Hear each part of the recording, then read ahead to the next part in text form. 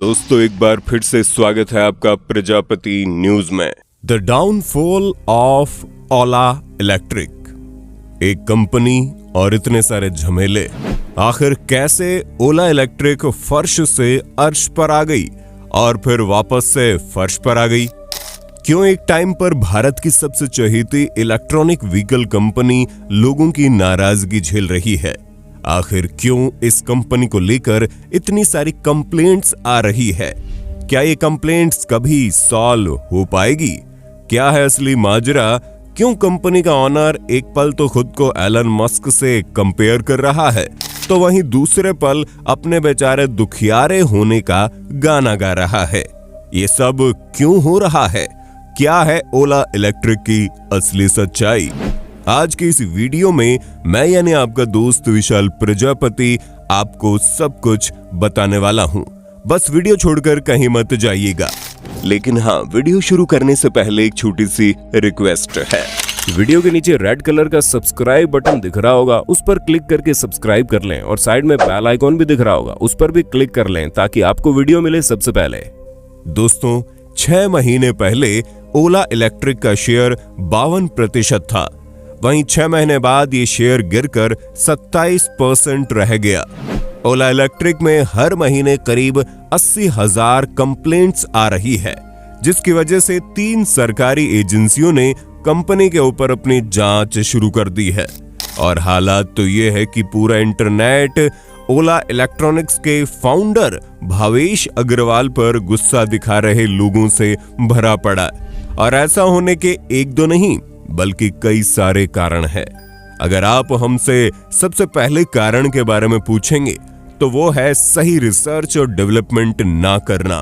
क्योंकि जब आप ओला इलेक्ट्रिक के एसआई और एसआई प्रो स्कूटर देखेंगे तो इन्हें कंपनी ने ग्राउंड लेवल से नहीं बनाया, बल्कि इन्होंने एर्टिगो नाम की डच कंपनी को एक्वायर किया था।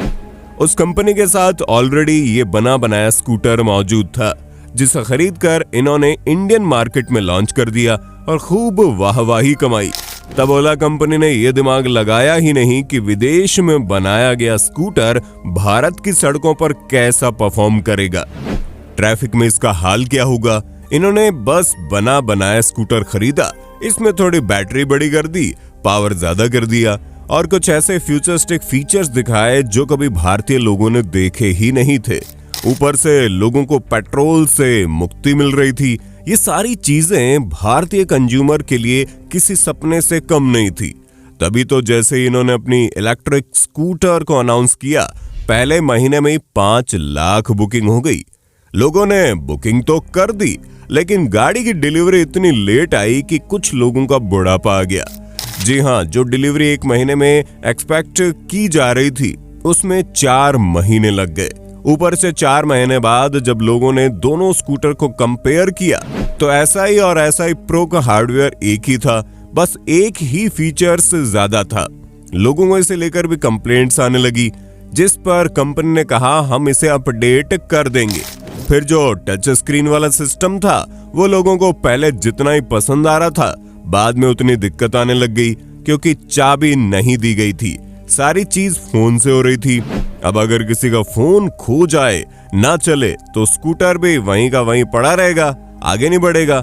हालांकि आगे चलकर जो नए मॉडल है उसमें इन्होंने चाबी दी, लेकिन वो चाबी का फीचर भी एकदम लोएस्ट मॉडल में, जो लोगों को वैसे भी कुछ खास पसंद नहीं आ रहा। अब एक्साइटेड होकर इन्होंने लॉन्च तो कर दिया, लोगों ने खरीद भी लिया, लेकिन जब दिक्कत आई तो उन दिक्कतों को सुलझाने के लिए सर्विस सेंटर के नाम पर कुछ नहीं था।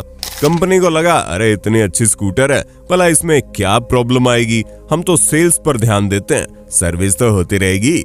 और इसी सोच के साथ जब कंपनी आगे बढ़ रही थी तो उसने पीछे अपने लिए गड्ढा खोदना शुरू कर दिया। जहां पहले कंप्लेंट्स नहीं आई तो नहीं आई, लेकिन जब आई तो इतनी आई कि सर्विस सेंटर पर स्कूटर्स की लाइन लग गई।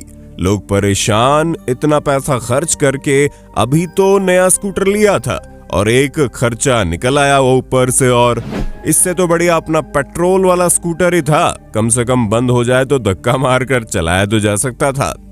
वैसे तो कंपनी बड़े शान से कहती है कि हमारे पास 500 सर्विस सेंटर है, हम इसे बढ़ाकर साल के अंत तक 1000 सर्विस सेंटर कर देंगे।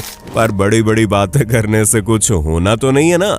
और वैसे भी कंपनी ने कहा कि हम तो डायरेक्ट कंज्यूमर तक पहुंचने वाली कंपनी है। हम व्हीकल बनाएंगे भी खुद ही, सेल भी खुद करेंगे और सर्विस भी खुद ही करेंगे। जबकि ज्यादातर ऐसा नहीं होता। कंपनियां व्हीकल बना देती हैं, लेकिन बेचने का काम डीलर को दे रखा है, जो प्रॉब्लम आने पर सर्विसिंग भी दे रहा है। इससे कंपनी का ध्यान नहीं भटकता और वो बेहतर से बेहतर प्रोडक्ट बनाने में लगा रहता है। लेकिन ओला ने ज्यादा लालच के चक्कर में अपने ही पैरों पर कुल्हाड़ी मार ली। और ये सब गलती करने के बावजूद कंपनी अपनी गलती मानने की बजाय जनता को उकसाने में लगी थी। अगर स्कूटर में आग लग जाए तो कंपनी ऑनर कहता है, आग लगी कौन सी बड़ी बात है, पेट्रोल वाली स्कूटर में भी लग जाती है, उसके मुकाबले तो कम ही आग लग रही है ना। जबकि यहाँ पर कंपनी को सीधे तौर पर अपनी गलती माननी चाहिए थी। लेकिन वो डेढ़ शाना बनने में लगी हुई है, जिसकी वजह से लोगों का गुस्सा और बढ़ता चला गया। जहां पहले नॉर्मल जनता इस विवाद से दूर थी, भावेश अग्रवाल के ट्वीट से नॉर्मल लोग भी समझ गए कि ओला इलेक्ट्रिक गड़बड़ तो कर रहा है। और एक ही दिन में इस कंपनी के शेयर तेजी से लुढ़क गए। ऊपर से कंपनी के पास ले देकर 2 प्रोडक्ट्स हैं और उसी में गड़बड़ी आनी शुरू हो गई। लोगों की कंप्लेंट्स आ रही है। अब कंपनी बचेगी क्या? जैसे बजाज की एक गाड़ी में दिक्कत आ जाए तो उस गाड़ी को नहीं बेचेंगे, हम दूसरा मॉडल बेचेंगे। लेकिन इनके पास तो कोई दूसरा मॉडल है ही नहीं। अब SI और SI प्रो बिकना बंद हो जाए तो कंपनी का क्या होगा? हालांकि बाइक और कार लाने का इरादा ओला कंपनी बना रही है, लेकिन उसमें अभी बरसों लगेंगे। इन सब के अलावा केवल कस्टमर्स को ही कंपनी से प्रॉब्लम नहीं है, बल्कि ओला के एम्प्लॉइज भी कंपनी से काफी नाराज है। तभी तो 48% की दर से लोग कंपनी छोड़ रहे हैं। यहाँ लोग कंपनी में आते हैं, कुछ समझ पाते हैं, उससे पहले छोड़कर चले जाते हैं। तो फिर कौन कस्टमर्स को हैंडल करेगा? एम्प्लॉइज का सिंपल सा कहना है, कंपनी ऐसे ऐसे टारगेट दे देती है जिसे पूरा करना मुश्किल हो जाता है और इतना प्रेशर डालती है कि एम्प्लॉय परेशान हो जाता है। ओला ने गाड़ियां बनाई, बेची और गलतियां करके कस्टमर्स का भरोसा भी हार गई। लेकिन जब बजाज और टीवीएस जैसी कंपनियों ने देखा कि लोगों का इंटरेस्ट इलेक्ट्रिक स्कूटर पर ज्यादा है, तो उसने भी इलेक्ट्रॉनिक गाड़ियां बनाना शुरू कर दिया। इनके पास तो डीलरशिप भी बढ़िया है, सर्विस के मामले में ये कंपनियां बड़ी हैं और यहाँ से ओला को तगड़ा कंपटीशन मिलने लगा, जिसकी वजह से ओला का मार्केट शेयर और ज्यादा गिरता चला गया। और ये तो हम आपको पहले भी बता चुके हैं कि ओला से परेशान लोगों ने न केवल कंपनी में कंप्लेंट की, बल्कि government agency central consumer protection authority में भी कंप्लेंट कर दी। अब जो ग्राउंड लेवल से ओला कंपनी के ऊपर जांच बैठी हुई है, जिसकी वजह से कंपनी को रोने के लिए आंसू भी नहीं आ रहे। और चारों तरफ से आ रही परेशानियों के कारण जो ओला कंपनी एक टाइम पर मार्केट की लीडर बनी हुई थी, आज वो चारों तरफ से बदनाम हो रही है। क्योंकि एक बेचारा गरीब आदमी लोन लेकर स्कूटर खरीदता है और कंपनी की लापरवाही के कारण स्कूटर बंद पड़ जाता है। 4 दिन वो अपना काम नहीं कर पाता, उसके बाद बस के धक्के खाने पड़ते हैं, कितनी परेशानियां उठानी पड़ती है। अब ऐसे इंसान की कंप्लेंट सॉल्व करने में अगर कंपनी महीने भर का टाइम लगा रही है, तो चाहे जितने सर्विस सेंटर हो जाएं, कोई मतलब नहीं है। और इसी गुस्से के चलते एक तरफ तो कुछ लोग इंटरनेट पर कंपनी को ट्रोल कर रहे हैं, तो कुछ शोरूम में जाकर आग लगा रहे हैं। दोस्तों, क्या आपको कंपनी से कोई पर्सनल प्रॉब्लम हुई है? क्या आपने ये सब चीजें फेस की है? अपना एक्सपीरियंस कमेंट में दीजिएगा और आपका ओला इलेक्ट्रिक के बारे में क्या कहना है, ये तो आप जरूर लिखना।